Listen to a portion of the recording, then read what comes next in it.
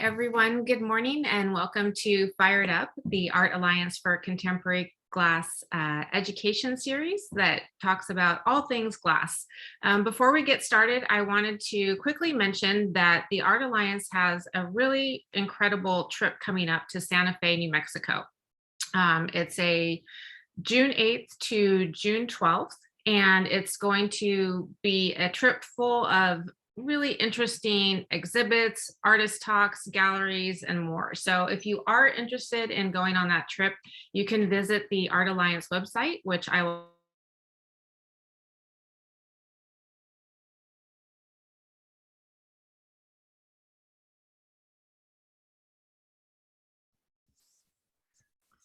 Dimitri, you're frozen on my screen. Mine too.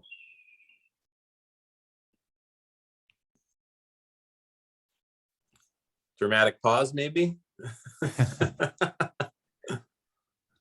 Oh, technology, you gotta love it, huh? I wanted to hear more about that trip. Let me talk about the trip for a second.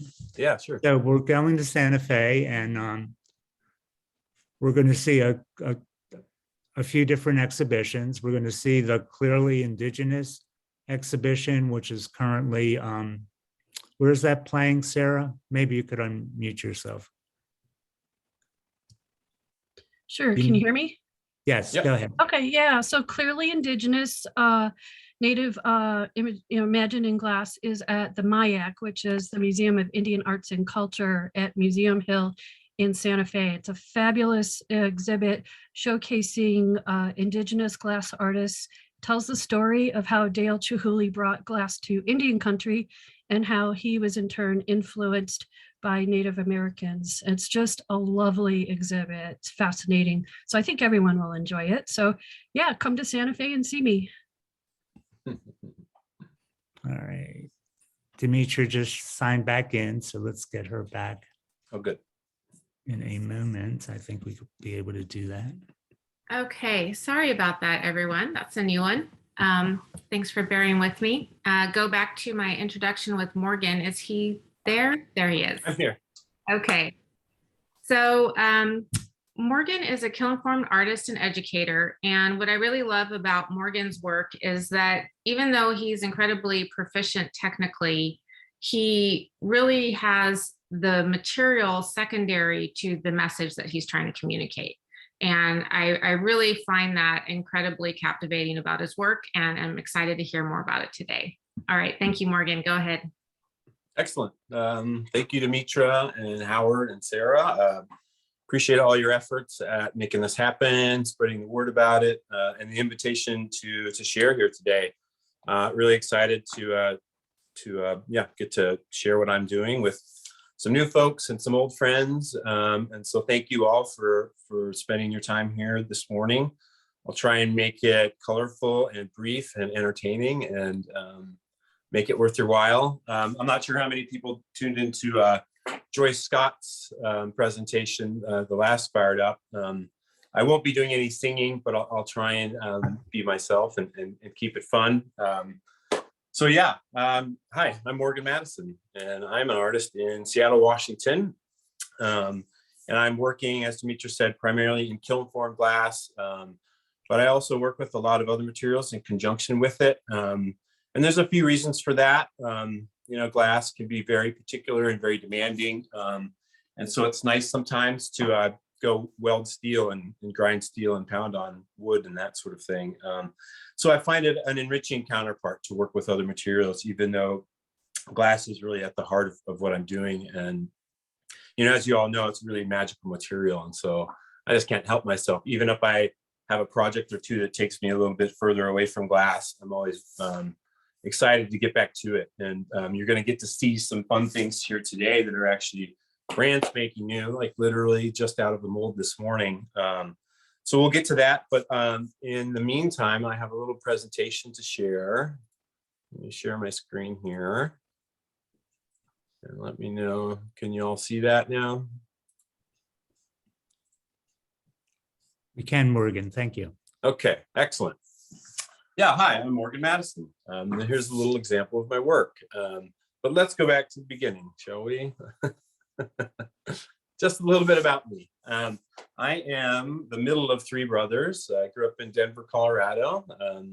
As you can see, I'm the good one there in the middle. And it was a pretty rough and tumble household, lots of sports and lots of competition. And I enjoyed that, but sometimes you need a break from your brothers. And I found art early on as a means of sort of escaping the chaos and the competition. I could, escape to my room, and we collected comic books. And so I really, my early memories of making art were imitating the drawings in comic books. So, just spending time at my desk and, looking at these different styles of drawing and trying to mimic them myself.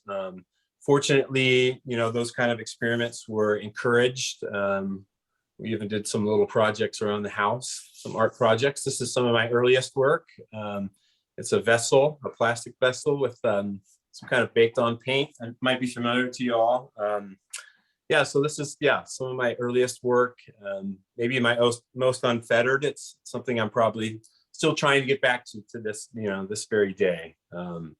But fortunately, I've kept at it. My aspirations were encouraged by my parents and some really memorable teachers along the way. And eventually my interest in art led me to Lewis and Clark College, which is a small liberal arts college in Portland, Oregon. And I was interested in kind of the breadth of the education I would get there. I was really intrigued by the Northwest, the Pacific Northwest, never having been there.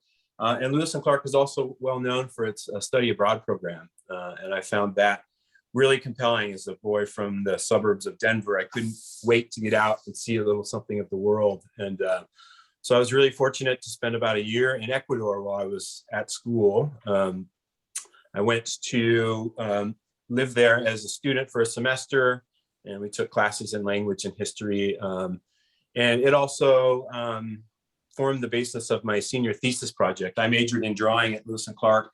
Drawing, as I mentioned, it's kind of my earliest entry into art making, and it's still one of my first loves. And I ended up doing a series of portraits of individuals that I met along the way during my time in Ecuador. And I was working from photographs, and these are fairly large scale. I mean, they're 2 feet by 3 feet, oil bar on textured paper. And they're obviously very different than a lot of the work that I do now, but I see some threads that connect them to the things that I'm doing now. In terms of, I was trying to get at an essence of place in my experience in these places by focusing on the faces of these people and the textures of their clothes. And so there's threads through, even if it looks very different. I'm not sure I could pull these off today. It might be fun to try.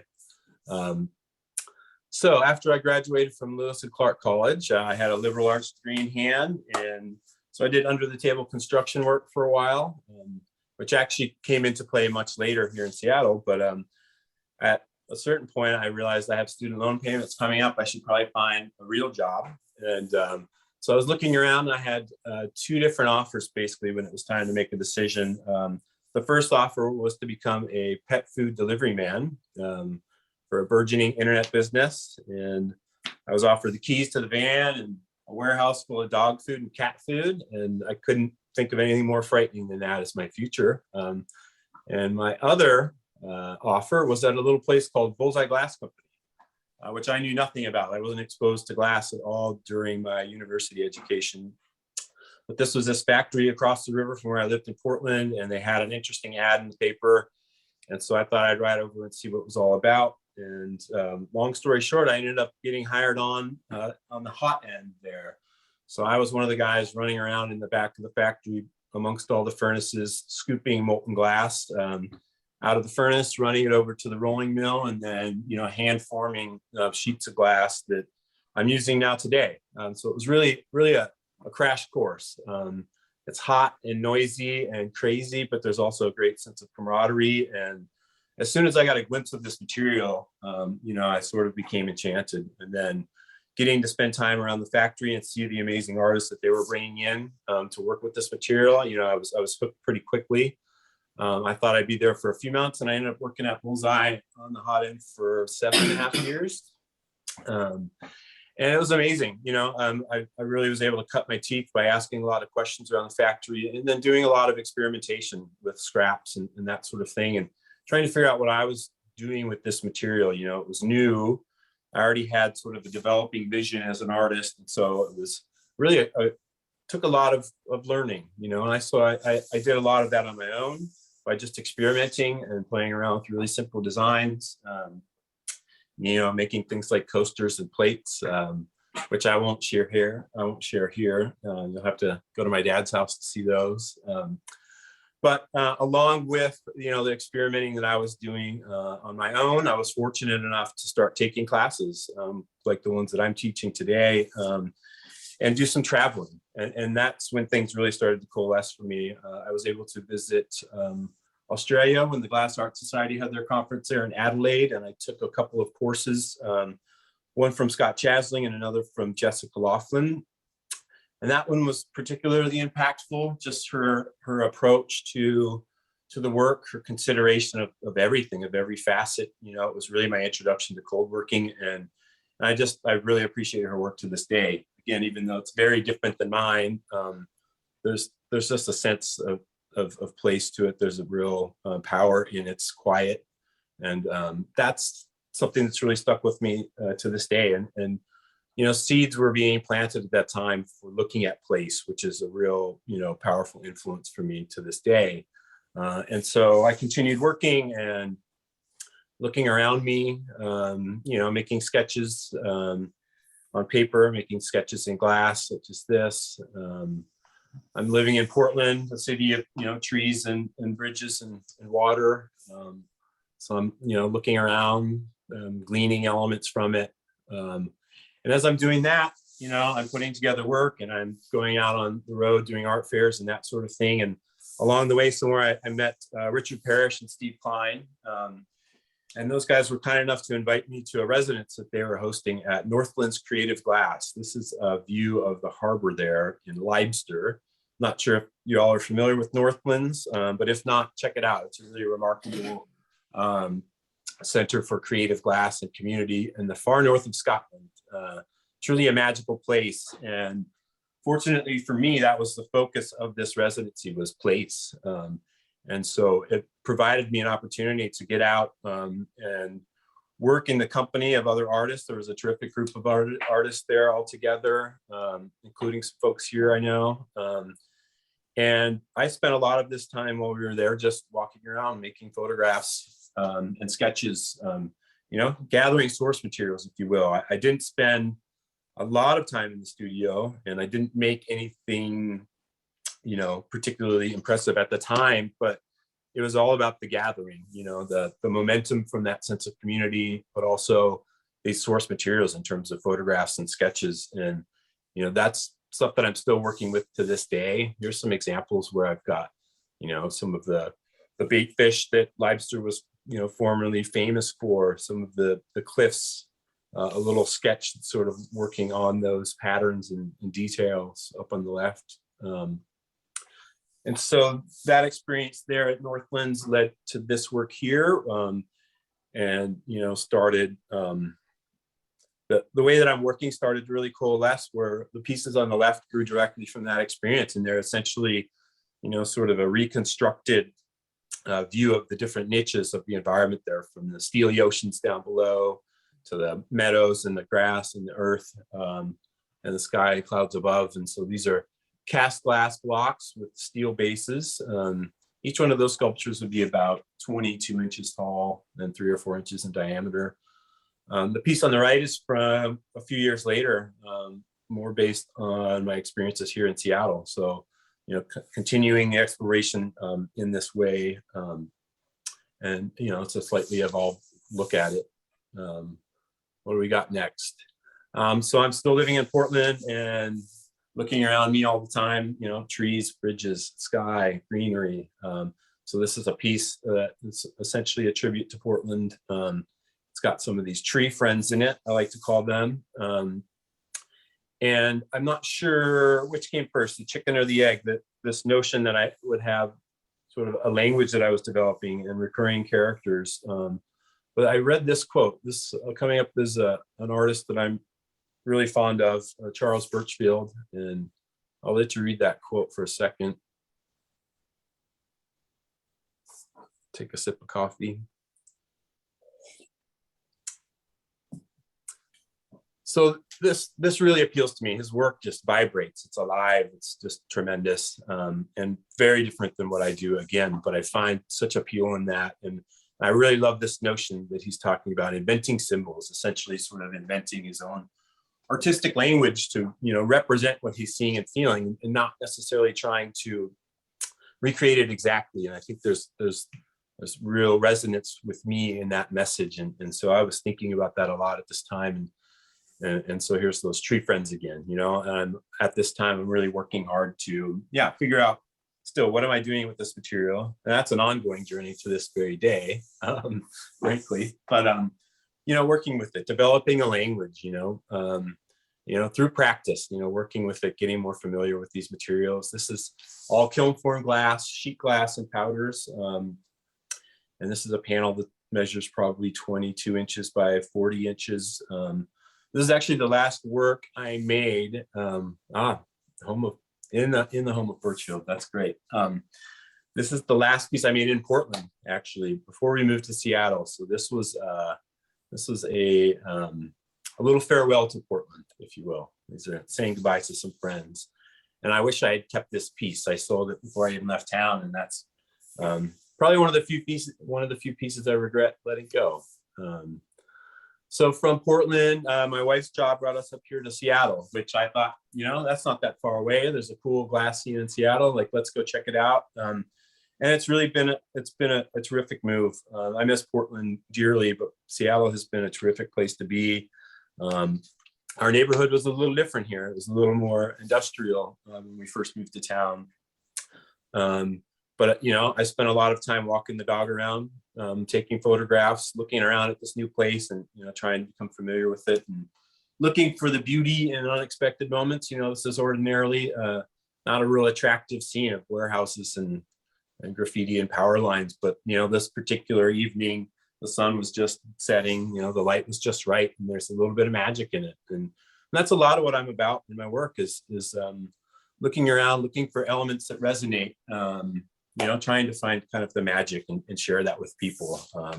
There's, you know, a joyfulness at the heart of what I'm doing. And it's all about sort of exploring the world and who I am, you know, through that process. So here's a glimpse in glass. This is the kiln form glass.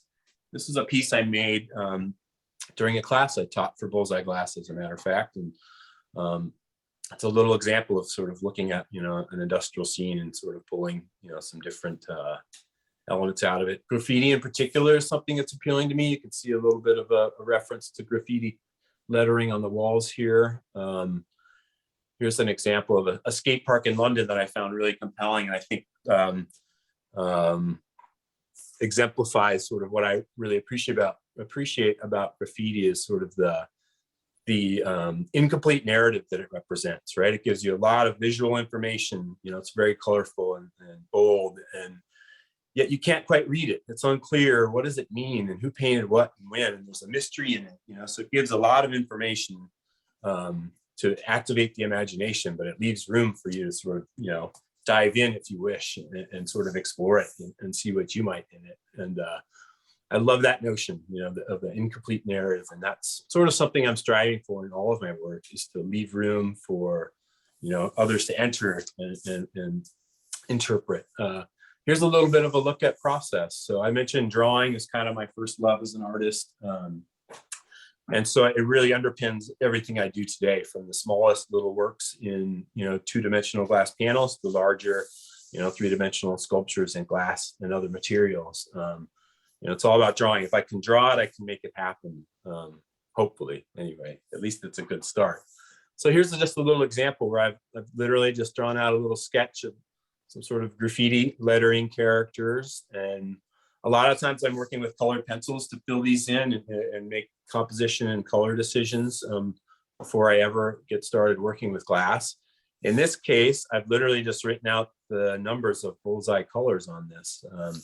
Growing up in the Bullseye factory, I learned the color numbers, not the color names. And so I speak with the colors, with the numbers. And so I could lay these numbers out and sort of imagine this piece.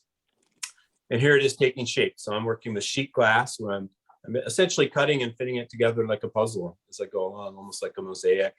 So these are the pieces of sheet glass that I'm cutting and fitting together. The bottom right, they're laid out on a kiln shelf, ready to go into my big kiln. I will leave spaces between the pieces of glass in some cases to create more bold line work, which you'll see here in the finished piece. And this is about, again, 20 inches by 36 or 38 or something like that. Sheet glass, glass powders. There's also something a little different going on in this one. If you'll notice, like the highlights and the shadows here.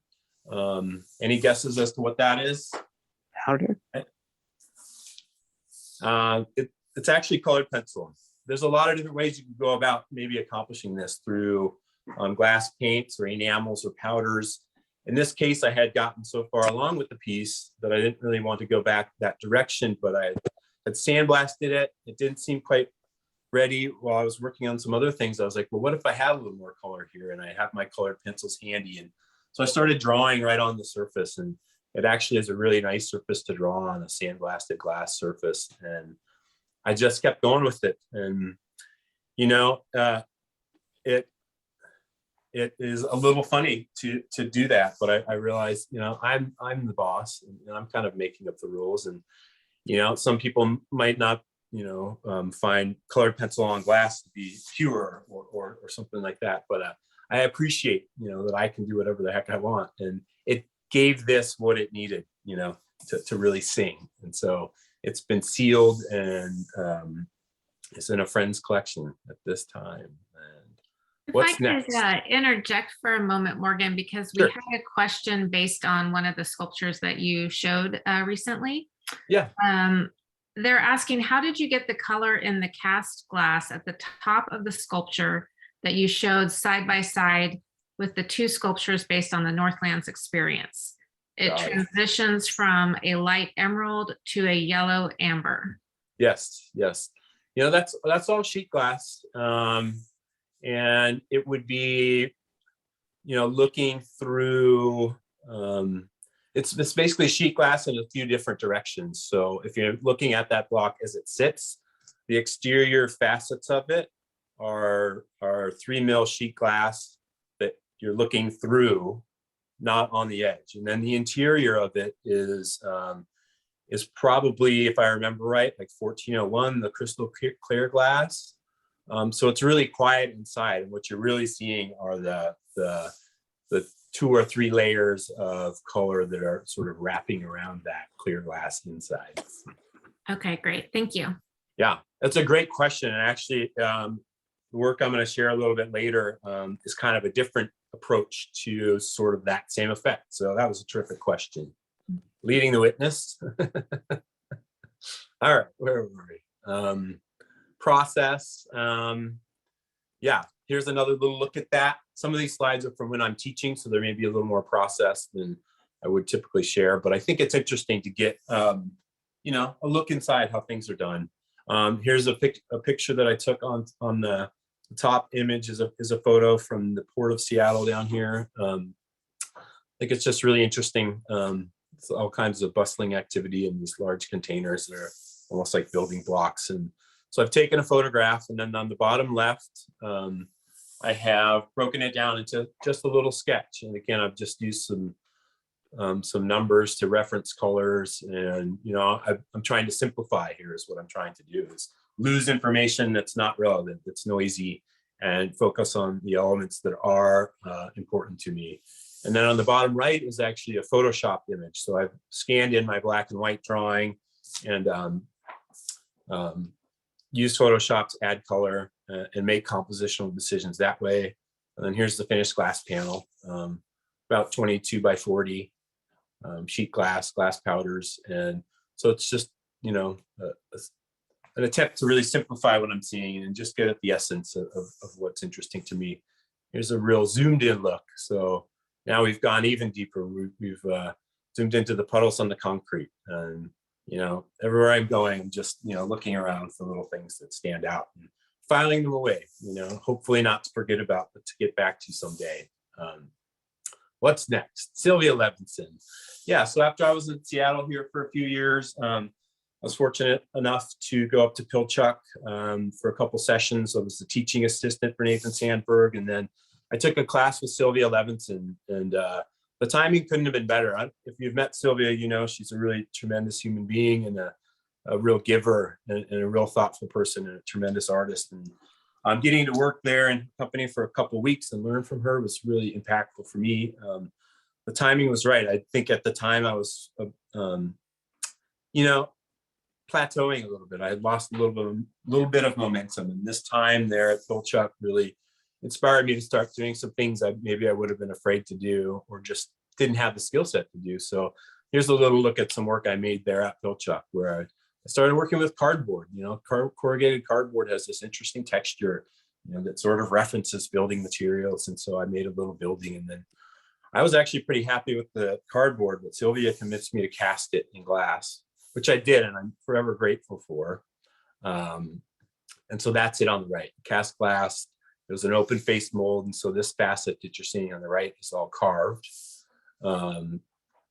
And so I spent, a good 3 weeks up at Pilchuck, and left there with a ton of momentum and real enthusiasm for trying out some new things and pushing myself further. And there was a residency I'd been aware of for some time at the Museum of Arts and Design in New York City. And I thought, well, I got nothing to lose. At least I'll spend some time writing about what I'm trying to do right now and really thinking about it. And so I was like, I'll apply. I'll never get it. And well, sometimes you get what you wish for. I was accepted and invited to be an artist in residence at the Museum of Arts and Design. If you haven't been there, it's a really terrific museum right on the corner of Central Park in New York City. And a big part of their mission is bringing process to people, sort of demystifying what goes on in making art. And as a part of that mission, they have artist studios up on the 6th floor, and they encourage visitors to begin their museum visit there.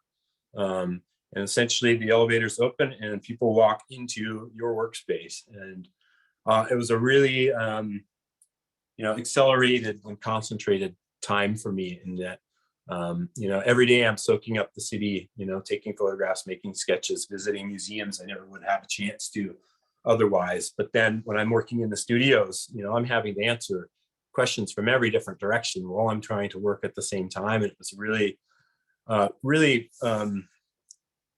provided a lot of growth. I really had to think critically about what I was doing in order to try and explain it to a family from Oklahoma or a curator from down the street and everybody in between. And it was a really impactful time. I spent a lot of time, like I said, looking around, making photographs and sketches, gathering source materials. Here's a view that I particularly like. It's got a lot of the elements of the city and the urban landscape that appeal to me. And so, my time then was spent in the studios, like I mentioned earlier, sort of distilling things down, looking for the things that resonate, getting rid of the noise.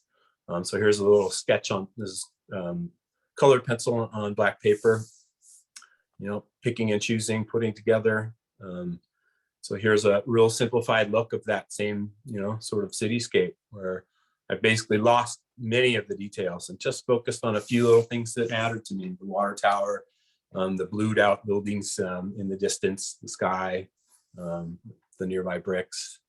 And this little water tower is probably a recurring character. Certainly they're recognizable, and they already, convey information without even needing to know more about an artist's intent. This is a version of a water tower in cardboard. This is cardboard and spray paint and drinking straws. And part of my focus when I was at MAD was working with these other materials in conjunction with glass and sort of developing conversation between them. It was really interesting to present this piece made out of about 10 cents worth of materials next to a cast glass piece that maybe took weeks and hundreds of dollars, and finding people responding equally as favorably to this as to the more expensive item. And it raised questions for me about why to choose materials and and you know, what impact that has. And I'm still working with those, and I think they're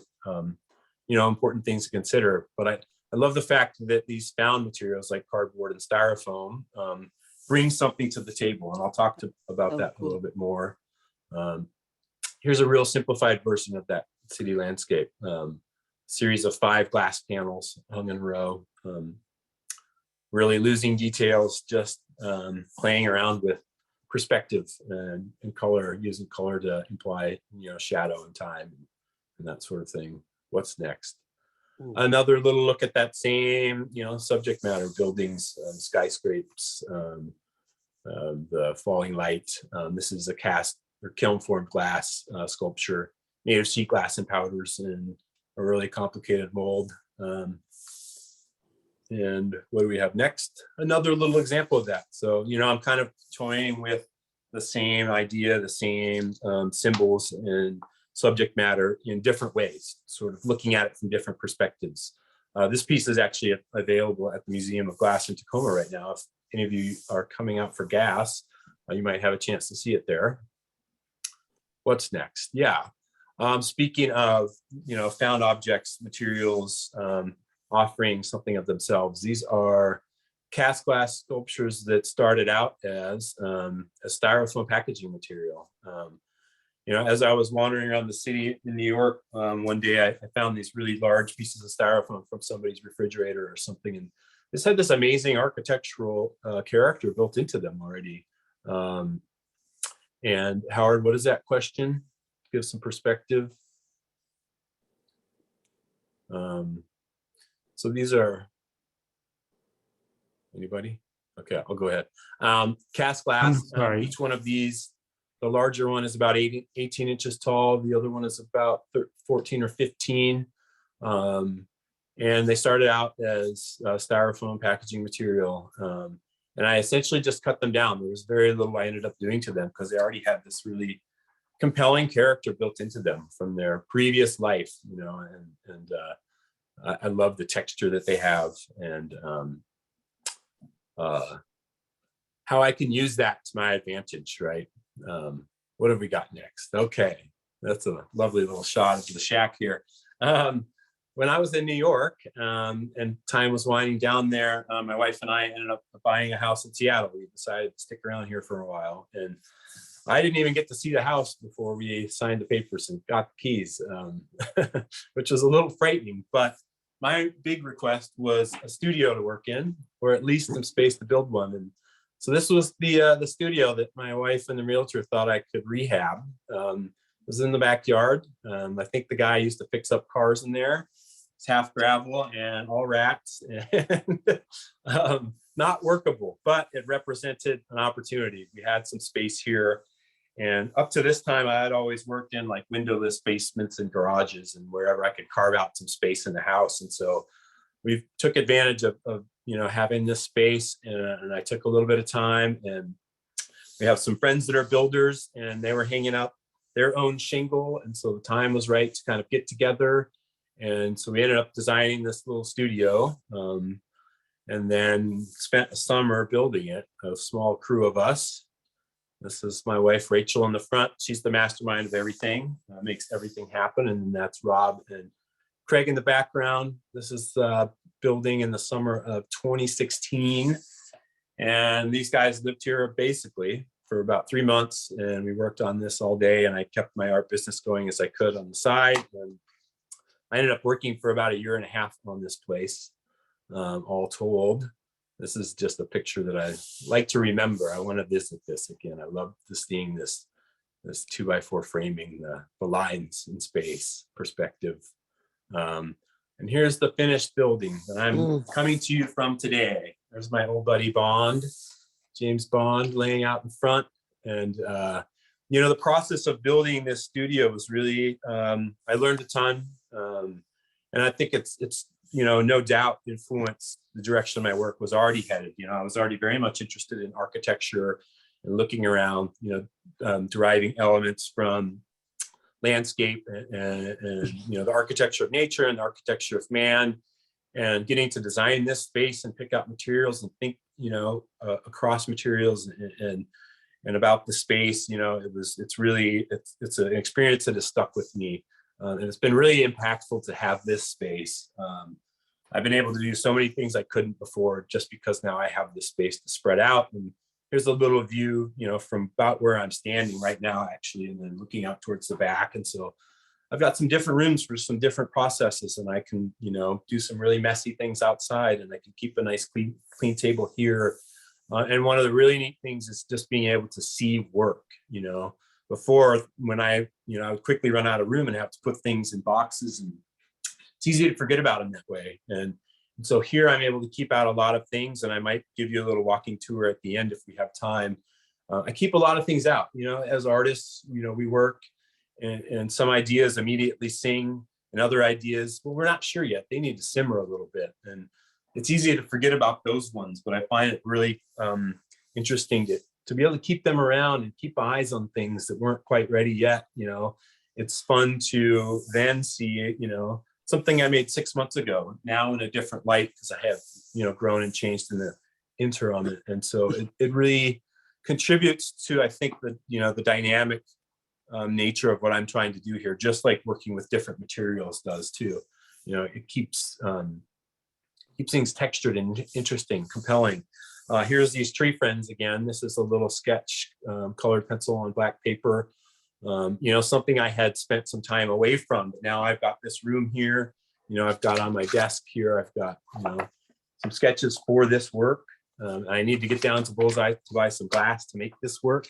But it's, juggling lots of things, trying to keep connected to these different threads. So this is, some work that's ongoing in the studio. So there's a, colored pencil on black paper. And then this is a kiln form glass version of it.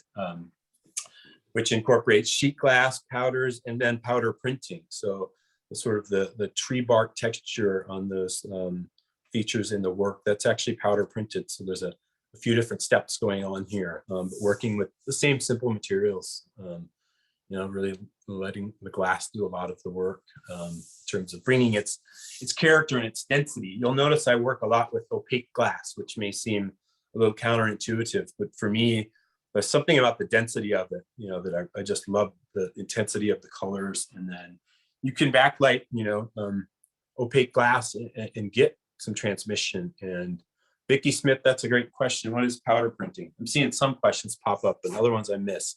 Powder printing is using screen printing screens and glass powders to essentially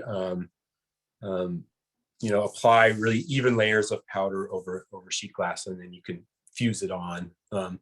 I seal the colored pencil on with a workable fixative. And I'm probably missing more of these questions. Maybe some of these real technical ones we can hit right at the end, and I might even be able to dig out what I use for sealing and stuff like that. Yeah, we'll make sure to get to all the questions at the end. Cool. And if it's something real specific to the slide you're on, I'll make sure to stop you so we can get to it. Awesome. Thank you, Dimitra. So working with opaque glass, creating these little landscapes, using symbols, recurring characters, developing a symbol, developing a language.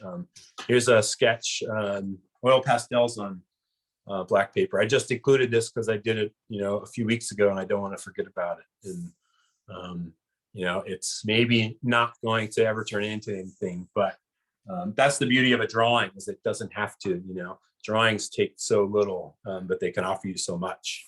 There's so much growth in them. You can make a drawing and it's terrible, you never have to look at it again, and you got it out of your system. That's kind of how I look at it. But this I'm intrigued about, the light, the colors, I want to visit that. A little building, sheet glass and glass powders, thinking about the siding on the building here, thinking about more primitive structures. And this is a offshoot from that. This previous piece is quite small. It's maybe 6 by 8 by 2 inches sheet glass. You can see it from different sides. The back side is open and has a totally different composition inside. And right now I wish I had included a picture of that, but I could share that later. Here's a cousin of that piece. This is kiln form glass on the top. And then the base is actually wood. This is wood that I've constructed and spray painted. I made the glass piece and it wasn't quite finished, and it took some time to work out how it would come together. But this is sheet glass all together. That probably stands 24, 26 inches tall. Different layers of sheet glass, lots of fiber paper and vermiculite to make molds around this to hold it all together, but it's just sheet glass, cut and fit very meticulously. So that work all was leading towards this project. I was talking about using opaque glass and but also appreciating, the fact that, glass is beautiful with light and light transmission.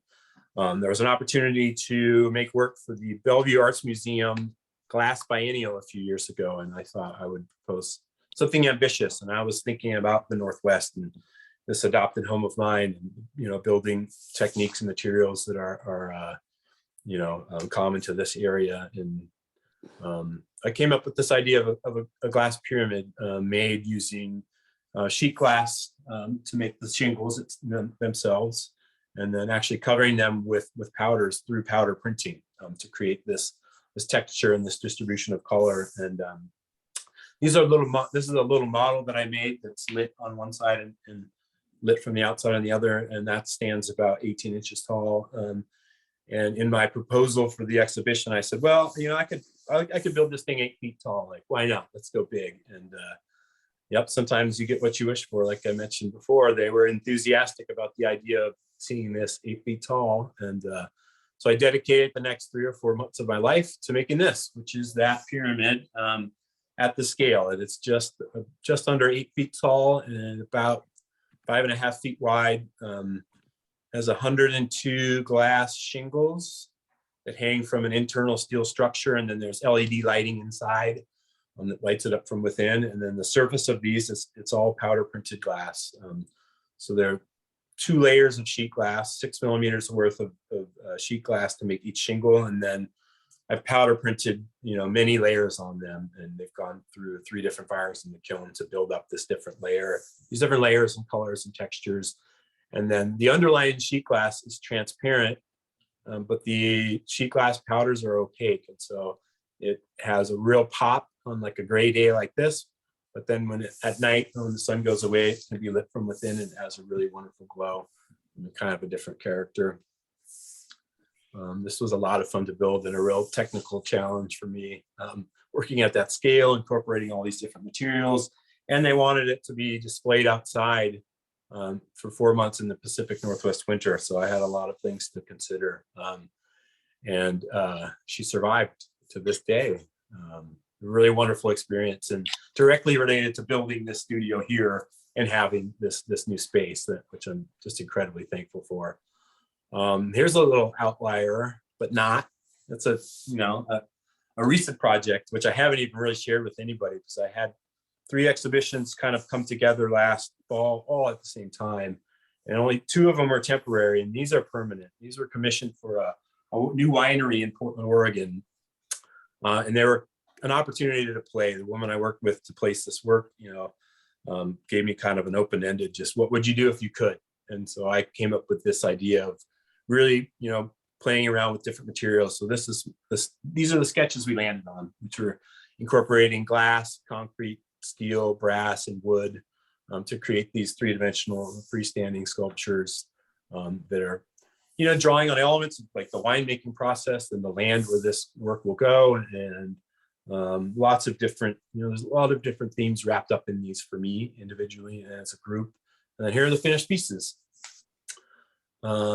These got installed at the end of last year. Each one of them fits into a niche that is 25 inches square by 6 inches deep. And so each one of these is about, 22 inches tall. They're relatively shallow because of where they're living permanently. But they truly are 3-dimensional. And I got to use just about every tool in the studio to make these, which was fun. And, I think highlights why I appreciate working with, glass along with other materials. because the solutions I need for working with concrete can also apply to glass. And the process of working with one material informs how I might approach the next. And so there's a real conversation that happens within the work, but also throughout the processes, which I find really, really compelling. And these were, they took everything I had, and I was working on them up to about the day they were installed. And here's a little close up. So concrete, that's a steel band that I formed to sort of wrap around those pieces. And it actually does hold them together to a degree. Some mid-century legs on this one. And same with this one. Cast glass top. The larger mass of the body is concrete, and then we've got a wood and a brass leg. And yeah, symbols and language. I've got pages and pages of my sketchbook full of things like this, where I'm just playing with sort of the same little elements over and over and over again. Just playing, really. And that's something I should have mentioned sooner, is play. I find it to be really important to what I'm doing. And play with a purpose. Sometimes it doesn't even have to have a purpose. Just getting out the sketchbook and doodling is fun. You all know that. And it's worth our time. It frees your brain up to do some other things. But also, you just never know what can happen when you're playing with a purpose and willing to sort of let go and not be too focused on expectations of where you think you need to go. Don't miss the serendipitous opportunities along the way. So here's a few of those little sketches essentially come to life. This is work that's currently at the Bellevue Arts Museum for their Architecture and Urban Design Biennial. And these were created and installed at the end of last year. There's very little glass in these yet, but I'll talk about that in a minute. These are primarily made of wood and concrete and steel. There's a little bit of glass. These are all, using elements from the built environment, using patterns and textures and forms that are, ubiquitous to that environment. Sort of repurposing them, giving them some new life, bringing them together in some different ways. So the top of this is concrete that's got an acrylic wash on it to give it this cloud motif. This is concrete and steel. This is unfired clay, concrete and bricks. So as you move between the different materials, Morgan, are you doing all the work, the concrete, the steel armatures, everything that you incorporate, or do you have a team that you work with? How do you navigate across so many materials? That's a good question. Yeah, I do it all myself because I'm crazy. But I really enjoy it, and I can see adding, I could see bringing some people in at some point in the future. I did have some help fabricating some of the components of that large pyramid on the inside that you didn't see, but that were critical. But yeah, for this work, I'm doing this all myself. And I basically work 7 days a week when I'm here.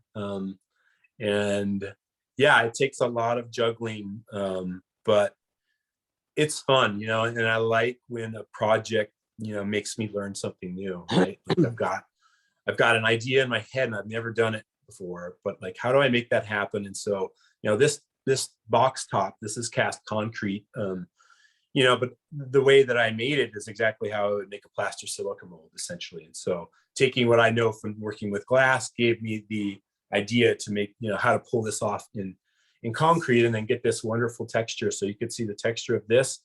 That's all derived from what I made the mold out of, which was corrugated cardboard. You wouldn't necessarily think you could pour, 80 pounds of concrete into a cardboard box, but that's kind of what this was. It was a really beefy cardboard box that I made and designed to make this hollow concrete box. But yeah, at this point, I do almost everything myself and find real value.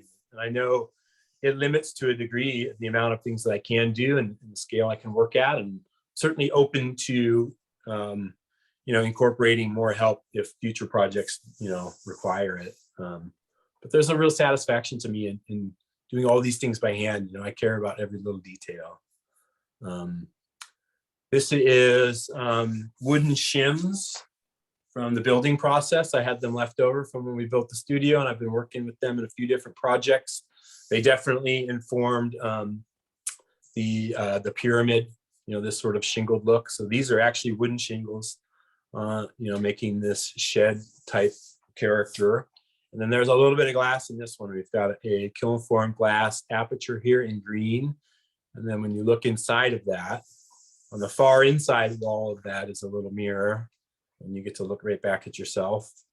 And I call this piece, Listen to the Universe. And I was kind of alluding to the message behind it before, in that I'm always trying to be open to, serendipitous moments.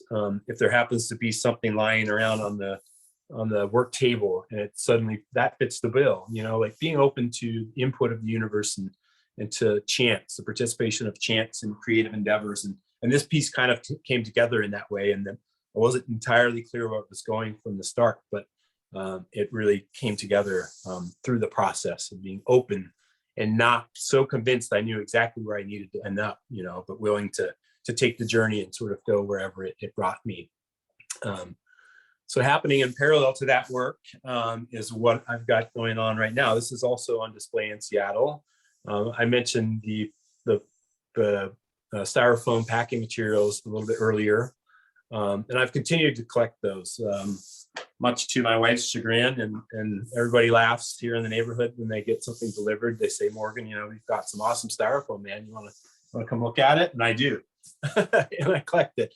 And so I have an exhibition up in Seattle where I've basically been able to kind of lay these things out. I'm collecting this styrofoam with the purpose I think there's a really interesting sort of information already built into these objects, but they're a little bit mysterious now that their special purpose has been completed, and I imagine what would somebody, think if they, when they find these styrofoam things encased in the earth, 1,000 years from now, because they'll still be there, what message would they think that they convey? And so I'm playing around with styrofoam and lights, just LED lights to make them sort of sing and make them glow. And this has been a little bit of a, kind of a proof of concept, because I want to pursue working with these pieces in other materials.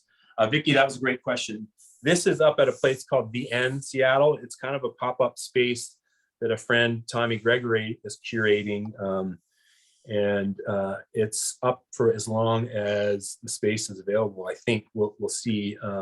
So I've show the work around in different places, sort of, whatever the next opportunity is, I'm open to it. But this is up right now, and I had a lot of fun just, playing. This is play with a purpose, looking at these materials and seeing, all right, well, now if they have this color, and what can I do with them? And so as we speak, I've been working on, well, not as we speak, that'd be kind of silly, but literally up until, an hour before this presentation, I was working on a project that I'm stoked to share with you now, which is taking this styrofoam packing material and not doing very much to it, but just sort of appreciating it for the shape that it already has. And so in this case, I took a large piece and I cut it down the middle, and added a little bit to the back of it, but very little. I have scanned those photographs into Photoshop and just painted them with a little bit of color, to try and, bring these to life. A lot of times, color for me refers to different times of day and to set different moods. I'm working with it to, convey subtle things like that. So here's a little look at the process where I skipped a few steps, but essentially I went from styrofoam to rubber, to wax, to plaster silica. And then, here I've got, my little drawing and some color notes on it. And then I have my selection of bullseye powdered glass colors that I'm working with, clear glass frit together with the powders. Here I have a powder test in. So I'm working on the bottom right. That's a look at the test I put in the kiln to try these colors out and, play with density. And find out how much I needed to use for this project. And there's a look at that test as it came out of the kiln. Gave me lots of information, made me really excited just about the juiciness of these colors. And then here I am. Oh, I did include some steps. There's the original, that turned into rubber. And then I made wax, and I made this plaster silica mold with 45 pounds of plaster silica.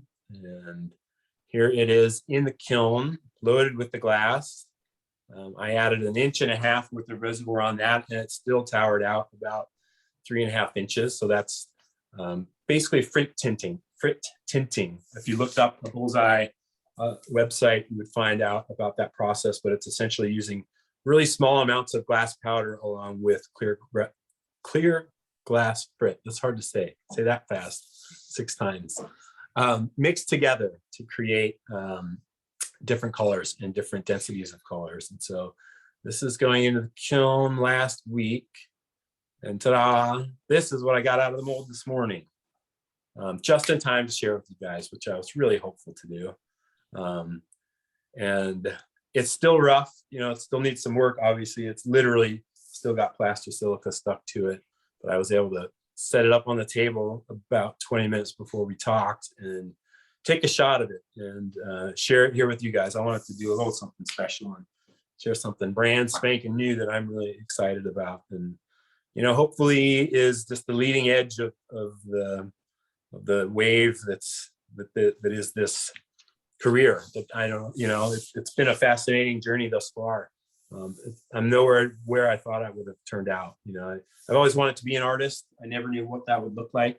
But I'm so thankful to be here where I am today, through hard work and the kindness of others and chance and so many things. It's really tremendous to be able to stand here today and share this stuff with you. And I hope you enjoyed it. I hope I didn't talk your ear off too much. I could keep going, but I won't. That's my last slide. And I think I did all right on the time. Yeah, no, it was fabulous. Thank you. We do have a couple of questions for you. Okay. So you're not off the hook yet. Tom Casson wants to know, could you mention again the gallery, the pop-up gallery in, I think you said Seattle, that you were showing that work? Was it called The End? The End. It's E-N with no D. Oh, okay. You could find them on Instagram. It's very low key because literally it's a space that's just available now while it's vacant. But Tommy Gregory, he takes care of the art collection at the Port of Seattle. He's doing a really tremendous job of curating this space. And so right now there's some amazing works in there by Ben Wright and the De La Torre brothers and myself and Weston Lambert and Sean Hennessy. And it rotates kind of every month and it has a theme. It's in Columbia City on Rainier Avenue South. You can find them on Instagram at I think it's _EN. Good question. Yeah, it's fun. You would want to reach out before you necessarily pop by because the hours are a little, they're not regular. Okay. And going back to that piece that you had sandblasted so that you could then add some of the colored pencil to the top. We did have a few questions related to that. One person asking that colored pencil gets wax bloom when it gets warm. How do you avoid that when hanging the finished piece in a window? That's a really good question. I haven't hung any work like that in a window. Everything I've done with colored pencil, a few pieces have been meant to present, say, on a wall, not in a window. And then I'm sealing it with, I can walk over here real quick and grab it.